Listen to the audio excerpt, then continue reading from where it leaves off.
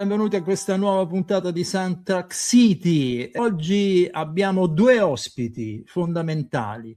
Il primo è un grandissimo compositore, amico, già altre volte è venuto in programma, ma questa volta ci viene per presentare un libro, non una colonna sonora, ma un libro. Il secondo ospite è il Silenzio.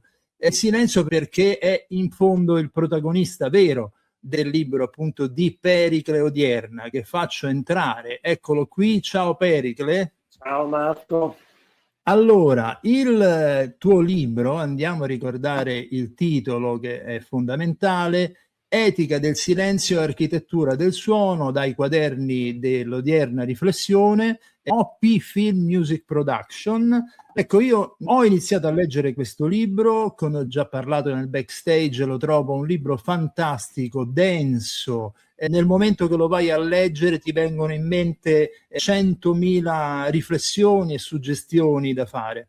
E ti dico subito che quello che mi ha colpito principalmente, lavorando come te appunto nell'ambito della musica per cinema, io ho capito che di tutte le figure che sono all'interno di una produzione, chi ha più rispetto del silenzio normalmente sono proprio i musicisti. Sento dire tante volte c'è troppa musica in questa colonna sonora, e i primi che vorrebbero toglierla la musica paradossalmente sono proprio i musicisti. La riflessione che faccio con te, Pericle, prima di lasciarti parlare del tuo bellissimo libro, è come mai un compositore nel 2026 ha questa esigenza, diciamo così, di teorizzare, cioè ti devi rendere conto che sei tra i pochi ancora a farlo, mentre una volta c'era una grande tradizione. Diciamo che sei, non dico in splendida solitudine, ma quasi. Quindi devo essere punito per questa... Anzi, no, devi essere trattato come i panda, praticamente.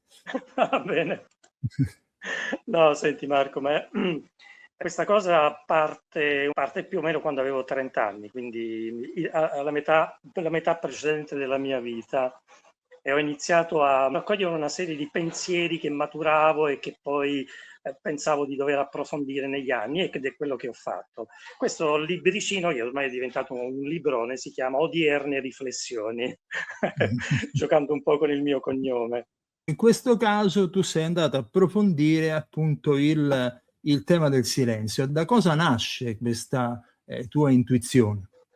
Nasce perché ho sempre creduto che il silenzio, che non è soltanto infranto dal suono, ma anche dal pensiero, c'è un pensiero che anticipa in qualche modo l'azione, e quel pensiero spesso è tanto rumoroso, e invece riuscire a dominarlo, o quantomeno essere, come dire, eticamente corretti verso questo silenzio interiore, consente poi un'azione meno dannosa, sia quando si parla, quando si suona, o anche proprio prima di scrivere la tua musica.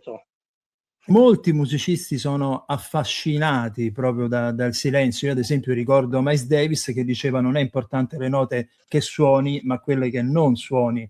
Agire per sottrazione in qualche modo ha a che fare con il silenzio. Un'altra frase bellissima, alla fine di questo libro ci sono una serie di domande e di risposte, Sì, quelle ma sono ce le n'è mie una, domande e le mie e le risposte. tue risposte, ok. E ce n'è una in particolare che mi ha colpito tantissimo. In cosa consiste l'etica del suono prima di interrompere il silenzio? Risposta: nella disciplina di chiedersi se ciò che si sta per scrivere o suonare sia più prezioso Esatto, del silenzio. Beh, certo. bellissimo. È una citazione anche di Buddha.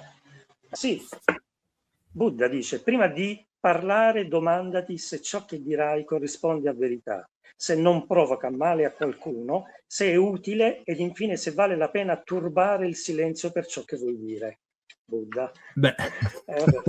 Ma questo, sai, io avevo mio nonno che con lui ho avuto un grande rapporto e mi raccontava un sacco di cose, mi poneva seri dubbi anche sulla mia musica, perché studiare musica. Mi diceva: ricordati che noi abbiamo 2 orecchie, 2 occhi e una sola bocca, quindi dovresti guardare e ascoltare il doppio di quanto parli. E, ecco, vedi, questa è una di quelle cose che ti restano, e poi ti ti costringono a riflettere per tutta una vita sul silenzio e su quanto devi ascoltare invece guardare molto di più.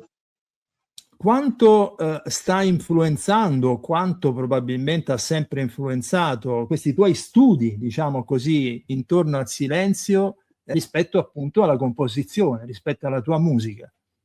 No, ma sono condizio sine qua non, è proprio lo strumento iniziale. Prima di pentagrammi, matite e gomme per cancellare, il silenzio, quindi questa sorta di etica che io ho maturato, che ho scritto nel libro, è il primo strumento che metto in atto. Quindi ho un grande rispetto prima di pensare di scrivere, perché come ti dicevo prima anche il solo pensare fa un rumore esagerato spesso, e quindi è il primo strumento che metto in atto. Senti, l'ultima domanda, mi vado a ricollegare all'inizio quello che dicevamo circa Nicola Piovani e questa sua battaglia nei confronti della musica passiva, che poi ho scoperto che non era sua, anche Ryuichi Sakamoto era molto attento a tutto questo, lui non entrava in ristoranti dove c'era musica di sottofondo. Ecco, essendo tu un uomo che vivi nel contemporaneo come tutti noi, come vivi questa invasione sonora a cui noi siamo sottoposti tutto il giorno? Diciamo che in questo mondo saturo di rumore proprio entropico, il compito, credo, di un compositore, di un musicista, di chi fa rumore in qualche modo, etico, è quello di agire come un anticorpo. E infatti ne parlo, no? Di questa differenza Sì. di anticorpo e malattia. Quindi la musica non deve essere fonte di inquinamento acustico, soprattutto egoico e quindi malato, ma una frequenza curativa che deve portare ordine e armonia appunto nel caos di questa vita. Anche perché tutto questo va realizzato attraverso quello che io poi scrivo, condivisione compassionevole, attraverso il sentimento della compassione. Se non c'è un sentimento di compassione, quindi io sono, come dire, vittima di un bombardamento e non sono, come dire, non sono in pathos, non sono simpatico, non sono in simpatia, quello compromette moltissimo. Anche la compassione diventa un sentimento e uno strumento necessario perché ci sia musica.